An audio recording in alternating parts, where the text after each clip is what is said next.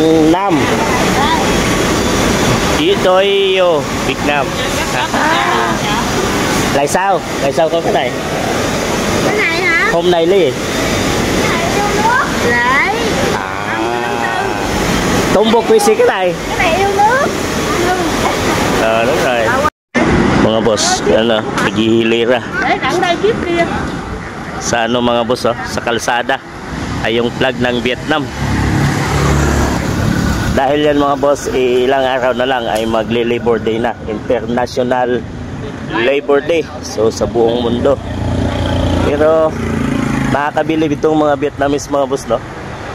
Dahil binabandila nila sa mga gilid ng kalsada mga boss yung kanilang flag.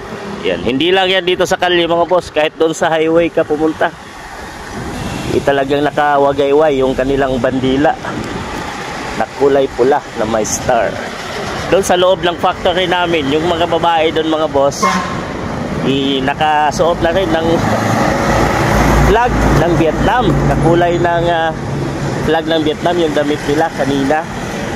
At may mga maliliit na flags doon sa paikot ng aming company. So lalo na dito sa kalsada. Ayan, oh. Isang ibig sabihin yan mga boss ay may darating na holiday. It's a long holiday. Yung iba is 5 days holiday. Sa company namin 2 days lang. Talagang balik na agad sa trabaho. April 30 and May 1. Pero halos lahat dito is 5 days holiday mula April 30 hanggang May 5. So yun yata 5 days. So nakakabilib lang mga boss, no? Dahil talagang pinabandila ng mga Vietnamese yung kanilang kultura, flags. At sa dami ng kalsada dito mga boss, di ko lang alam, no, kung matagal na nilang naka-ready yung mga flags na yan. Dahil marami namang mga holidays na darating sa isang taon. So siguro naka-ready na yan at ilalagay na lang nila, kinukuha na lang nila, no, para ilabas kung mayroon mang holidays. Ito palengke. Pero yan, may makita mo, may flag pa rin. Yan, palengke yan mga boss. Pero yung flag nandito pa rin ay hindi nawawala. Oh.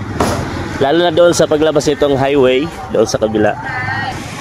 Mas lalo doon sa highway talagang kabilaan, left and right, nakahilera yung mga flags.